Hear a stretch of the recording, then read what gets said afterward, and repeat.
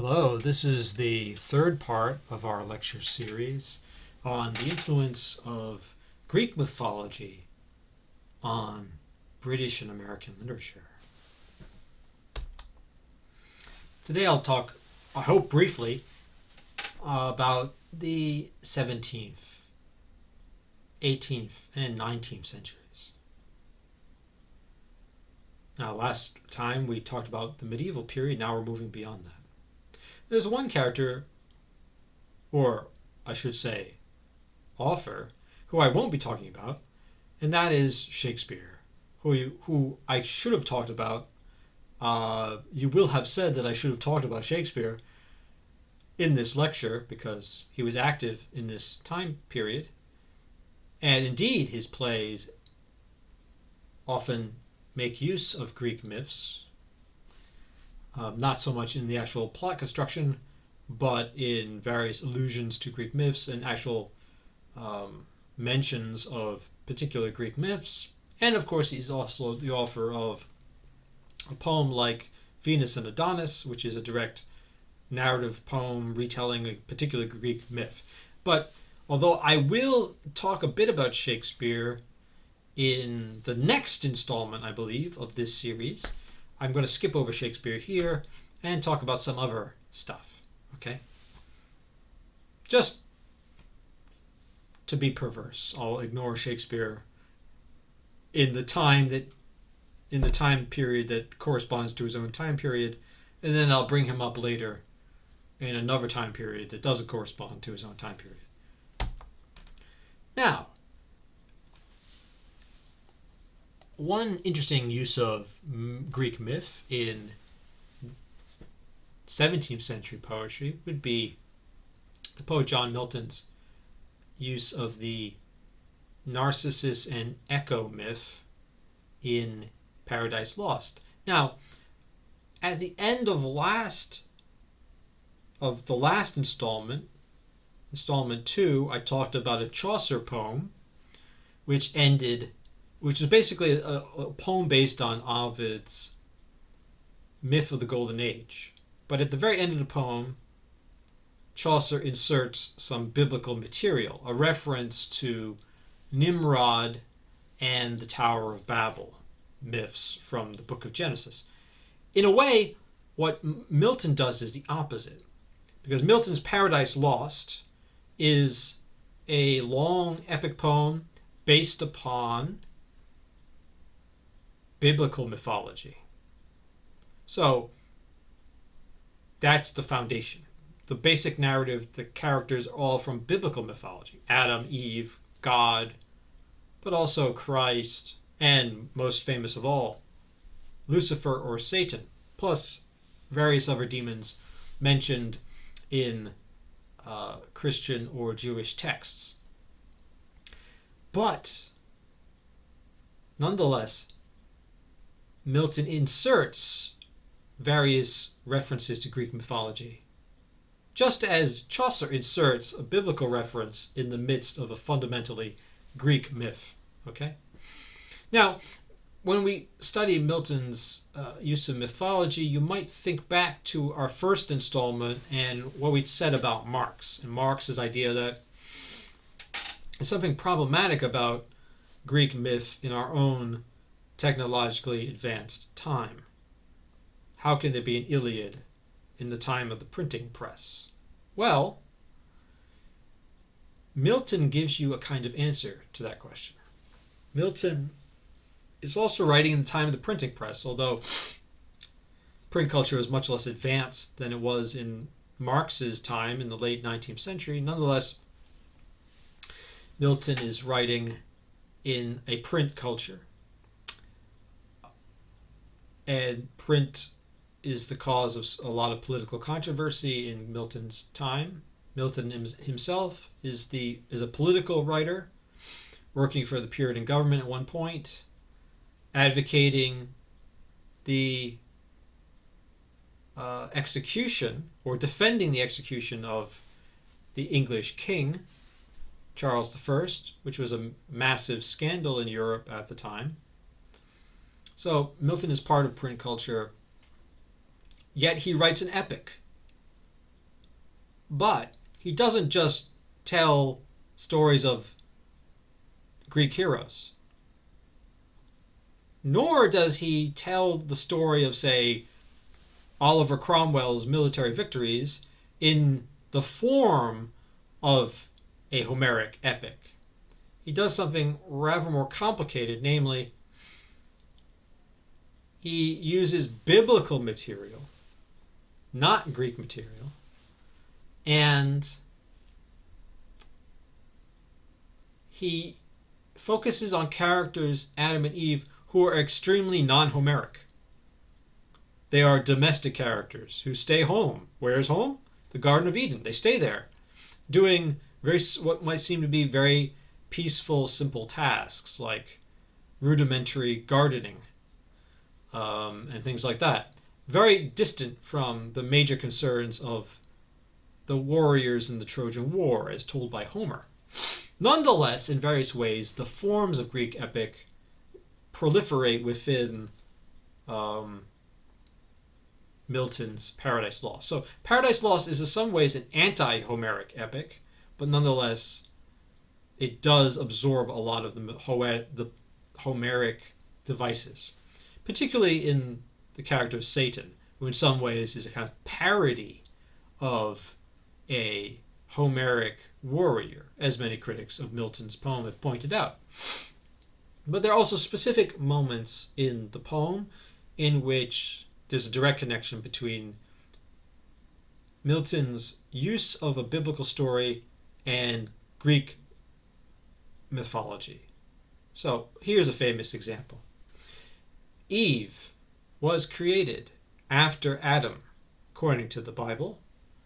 Eve, of course, is the first human woman. Adam, the first human. And now she's telling the story of her own emergence into consciousness. What happened what does she first remember? Okay. Apparently she's been formed out of Adam's body. So unlike normal humans, she wasn't, a fetus inside a mother's womb. So she doesn't have like a 9-month gestation period. In fact, she seems to be born fully formed as an adult woman, right? So that's a peculiar birth process, if the word birth even applies. Nonetheless, suddenly she exists. So what does she remember at the beginning? She tells a story. As I bent down to look, just opposite, a shape within the watery gleam appeared, bending to look on me. I started back. It started back, but pleased I soon returned. Pleased it returned as soon with answering looks of sympathy and love.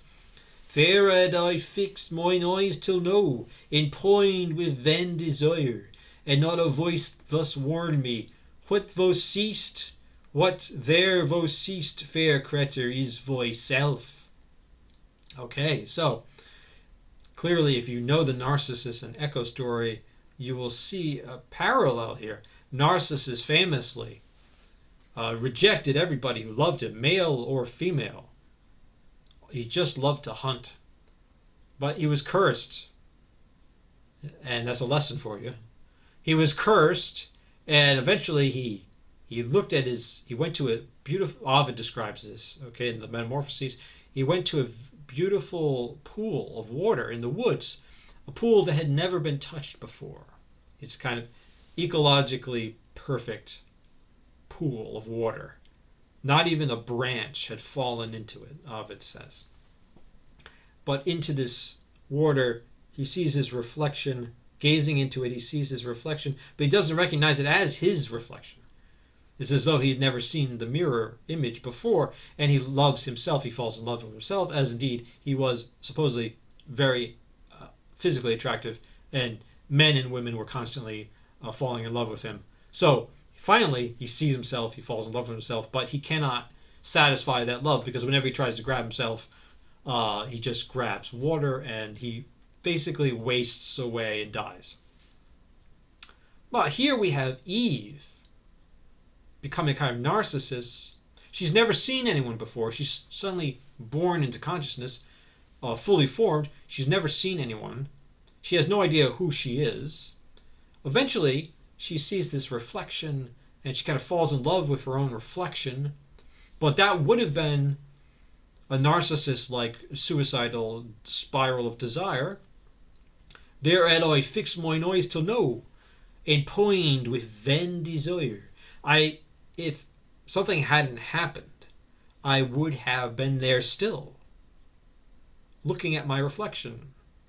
And it would be a vain desire. Vain meaning hopeless, fruitless, useless, because I couldn't actually satisfy the desire, because I can't actually have sex or otherwise enjoy the reflection in the water. I can only look at it. So that would have been a problem.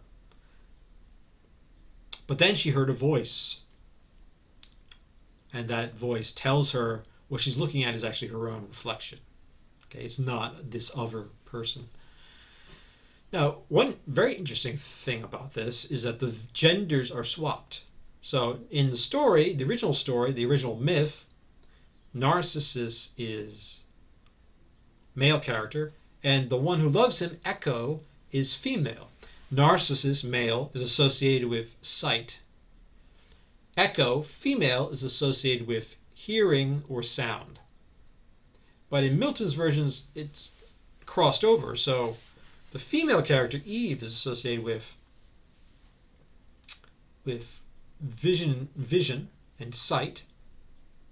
And it's this other character that's associated with sound, the voice. Now, I can't remember whether this is Adam or I think it's God who speaks to her and tells her, you're looking at yourself.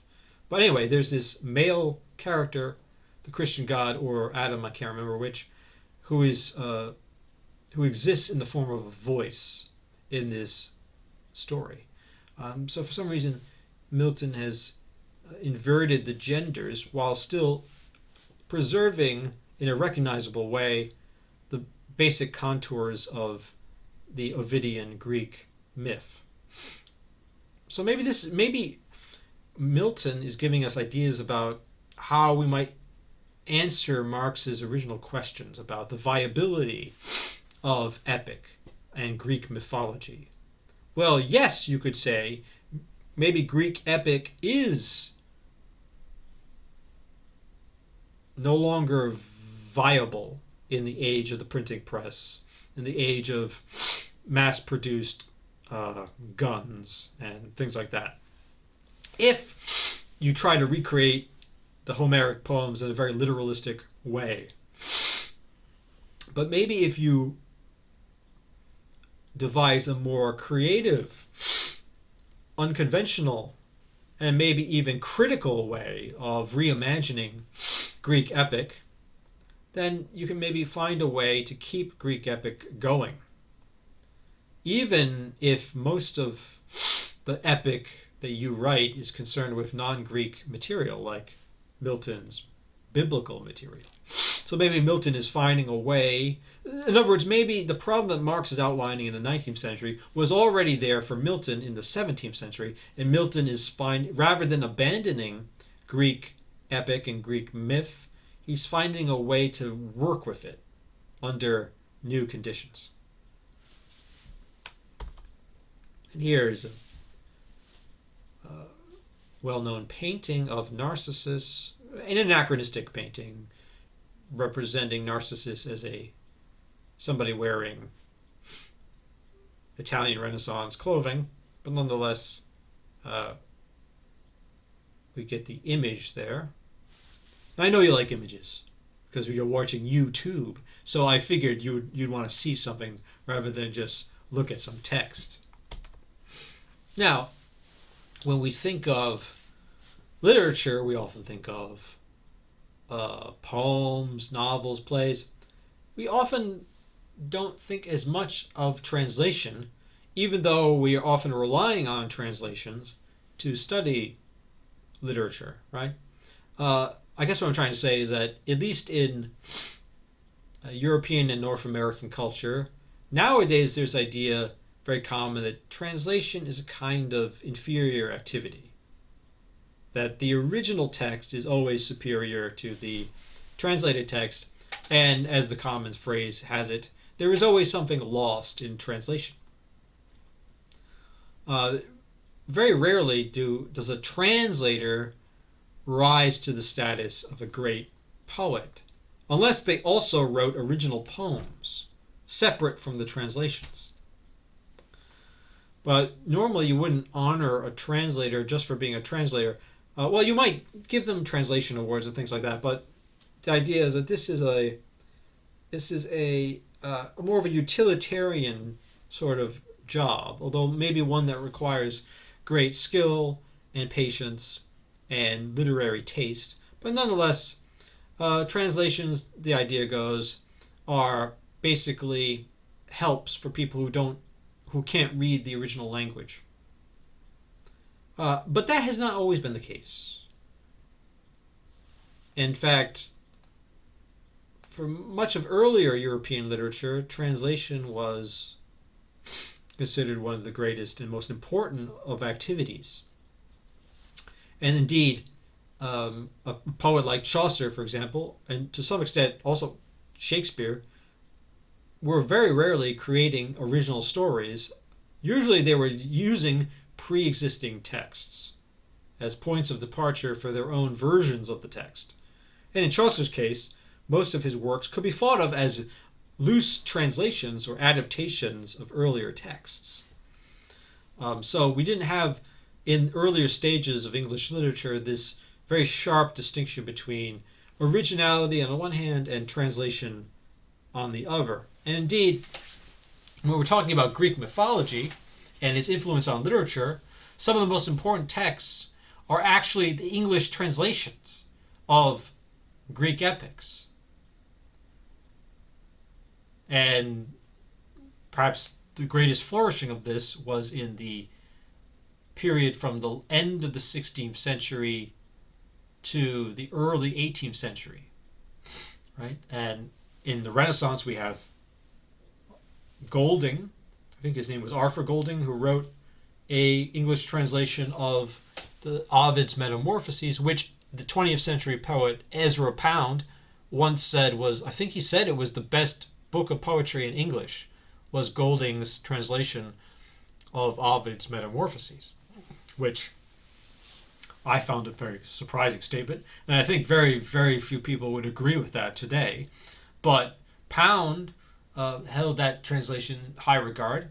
A more famous Renaissance translation would be Chapman's translations of Homer, which became the subject of a famous poem by the Romantic poet John Keats. But perhaps the most successful translators in the history of English literature were the late 17th century poet John Dryden and the early 18th century poet Alexander Pope. Dryden and Pope are much less popular than they used to be. Even a century ago, their reputation was much higher than it is now. And nowadays they're known primarily for, among the few people who still read them, Dryden and Pope are primarily known for their satirical poems. The Dunciad, for example, or The Rape of the Lock by Pope, and Dryden's Macflecknoe and various other satiric poems. But in their own time, they were perhaps just as famous, if not more famous, for their translations. Pope's translations of Homer were major literary events. Well, at least the first one, the Iliad, was a major literary event in 18th century England. And that was also true of Dryden's translation of Virgil's Aeneid. And what I'm giving you here is a little sample of Dryden's translation from Book 8 of the Aeneid. Now I'll read it to you. Now this is describing the Battle of Actium, which is not part of Greek mythology. It's an actual historical battle. If I remember correctly, this is the battle in which Octavian, who would become Augustus, the first emperor of Rome, defeated his enemies Mark Antony and Cleopatra, Cleopatra being the queen of Egypt. And this was a major battle that secured Octavian or Augustus's control of what would become the Roman Empire. Now, in Virgil's poem, this becomes mythologized quite ingeniously. Basically, I think it's Aeneas, the main character, is given a shield made by the gods. And Dryden describes the well, on the shield, the gods make, well, Hephaestus, I think, or Vulcan, the blacksmith god, makes the shield. And there are all kinds of images on the shield. So it's kind of artistic images on the shield, pictures. And the shield is given to Aeneas. Virgil describes what the pictures on the... He describes the pictures on the shield. And that takes a lot of lines to do. And some of these pictures are predicting future events. Remember, Aeneas is a mythological character. You know, I don't know what the dates would be, but clearly he's hundreds, maybe 1,000 of years in the past, before the Battle of Actium. Nonetheless, he has a shield on which there is an image of that future historical battle. So here's an interesting case in which the myth itself is actually incorporating history into it, real history into it. And that history in turn becomes mythologized, as we will see. So there's this naval battle between Octavius, representing Rome, and his enemies. Now, his enemies include various renegade Romans, but they also include Egypt, because Cleopatra is Queen of Egypt. I should just say in parentheses here that this is the subject of one of Shakespeare's greatest plays, Antony and Cleopatra, which also says some very interesting things about the Greek gods, and particularly about Mars and Bacchus. But there are various other gods that are mentioned in Shakespeare's play.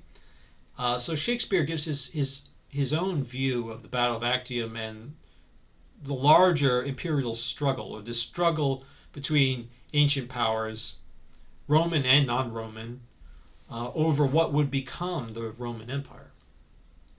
But anyway, in Virgil's poem, this historical event is portrayed visually on the shield, and then Virgil describes the shield. This is called ekphrasis. It's a very common thing in classical and medieval and Renaissance literature, in which a poet describes a visual artwork. And often it means a poet telling a story based on what supposedly is visually portrayed in a sculpture, or more commonly in a painting or a mural. So here on the shield we have a visual phenomenon, a series of images, which the poet puts into words and gives those images a chronological narrative form. Right? So it becomes a story that he tells. And so in Dryden's version, Dryden's version goes something like this, at least in the little excerpt I'm giving you of this battle, naval battle. Fireballs are thrown, in pointed javelins fly, the fields of Neptune take a purple dye. The queen herself, amidst the loud alarms, with cymbals tossed, her fenton soldiers warms. Fool as she was, who had not yet divined her cruel fate, nor saw the snakes behind. Her country gods, the monsters of the sky, great Neptune Pallas and love's queen defy. The dog Anubis barks, but barks in vain, no longer dares oppose the ethereal train. Mars, in the middle of the shining shield, is graved and strides along the liquid field. Now, I picked this little snippet of Dryden's translation because what we have here is actually a war between two different systems of gods. So on the Roman side, you have the Greek or Roman gods, Mars, Neptune, Pallas, meaning Minerva or Athena, love's queen, meaning Venus or Aphrodite. They're fighting on one side. On the other side, you have the Egyptian gods like Anubis with his dog-shaped head. And since this is being told by a Roman poet, as you might predict, it's the Egyptian gods who are defeated and the Roman or Greek gods who are victorious. But I think this is an amazing moment, although Virgil doesn't develop it very much. He uses it in a way just to mythologize this historical event. Actually, was the god Mars and Neptune really fighting on the side of Octavius or Augustus? I would guess no. But in Virgil's imagination, suddenly the gods are fighting with them.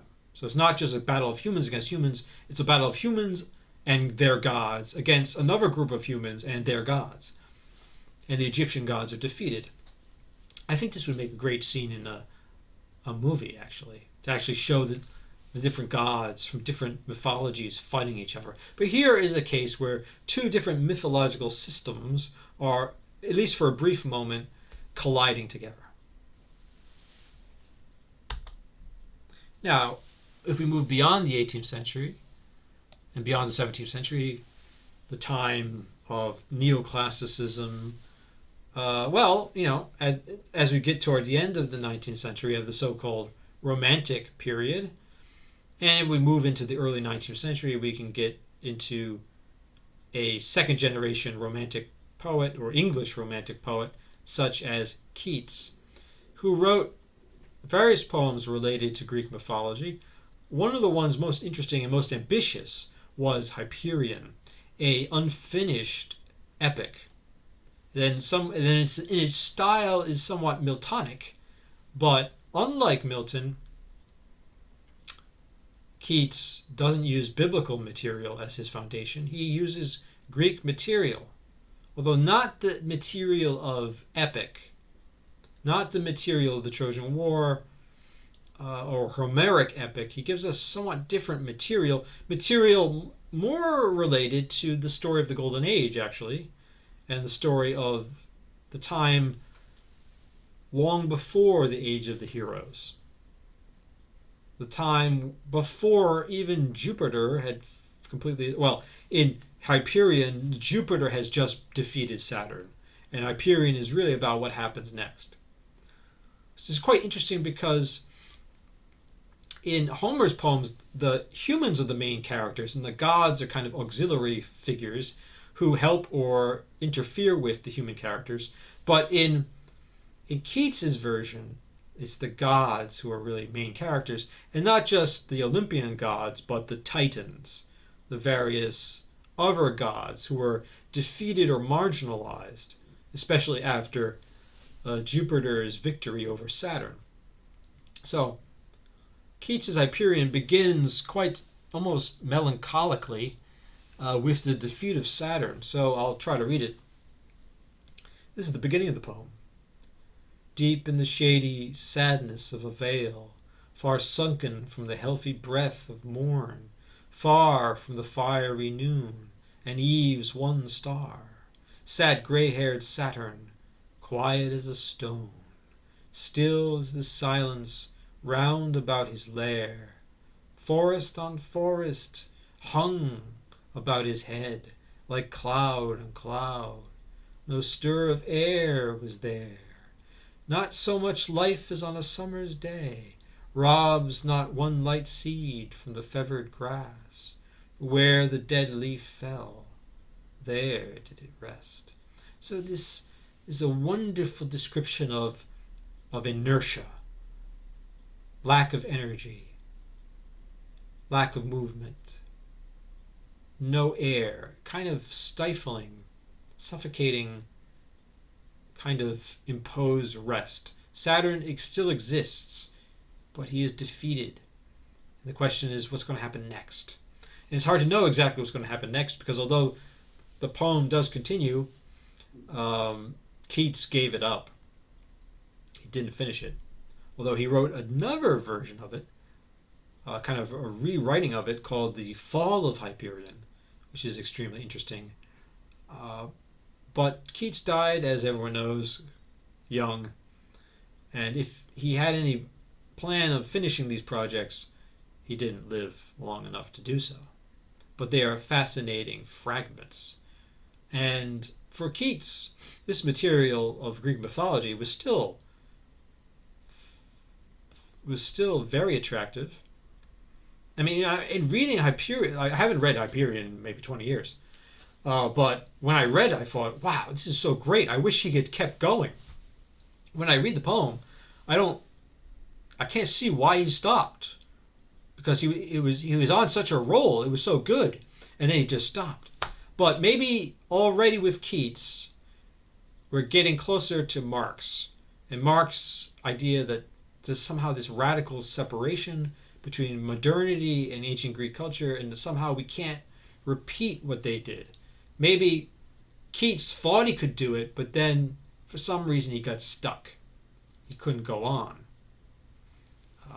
And so that is interesting. The very failure of the poem to be finished is fascinating. When I say failure, I don't mean that Keats is a bad poet. Quite on the contrary, how many people can write this today? Not many. But nonetheless, the project is a fragment. It didn't complete itself. It is unfinished. Although this is a common thing, actually, in Romantic literature, not just English, but also continental European literature. The idea of the fragment is an important, almost genre of Romantic literature. You might think, for example, of Coleridge's Kubla Khan poem, right? Which breaks off when supposedly the man from Porlock knocked on his door. And it's hard to imagine how Coleridge could have sustained that dream vision much longer. But the part that he does have is quite fascinating. But in fact, breaking off the poem, in a way, it seems to make the poem a failure, but in a way, maybe it's a way of protecting the poem, because if it's a fragment, you can't be disappointed by the completion. And if it's a fragment, you yourself can imagine how it could be completed. In a way, it enhances the aesthetic attractiveness of the poem if it's presented as a fragment. So maybe that's another way of answering Marx's question. How can we sustain Greek culture, Greek literary forms like epic in our own modernity? Well, maybe we can sustain them in a fragmentary way. Instead of trying to complete the massive architecture of an entire Greek epic, we could maybe present a fragment of it. And that would be a way of sustaining that mythological way of doing literature in a radically different historical period. But in discussing literature and its connection to Greek mythology, we should keep in mind that not all English and American and British and Irish, not all of these writers are on board with the project. And not all of them would even share Marx's admiration for Greek culture. Indeed, some of the major writers of this period are explicitly hostile to Greek mythology and Greek culture. And one of them would be William Blake. I'm not an expert in Blake, but I am sure his attitude or his relationship to Greek mythology must have been a complicated one, but he can be quite harsh in his condemnation of it. Every poem, I say it is a step backward because Blake is actually older than Keats, and so he's maybe writing in the late 18th century at this point. So we're stepping back and getting a different perspective. Every poem must necessarily be a perfect unity, but why Homer's is peculiarly so, I cannot tell. He has told the story of Bellerophon and omitted the judgment of Paris, which is not only part, but a principal part of Homer's subject. The classics. It is the classics, and not the Goths or monks that desolate Europe with wars. Okay, so the Goths would be the medieval people, right? And monks, the intellectuals, or some of the intellectuals dominant in the medieval period. So I think Blake is fighting against the kind of Enlightenment narrative that says warfare is caused by Christian extremism and older medieval ways of thinking, Gothic, medieval, monastic ways of thinking.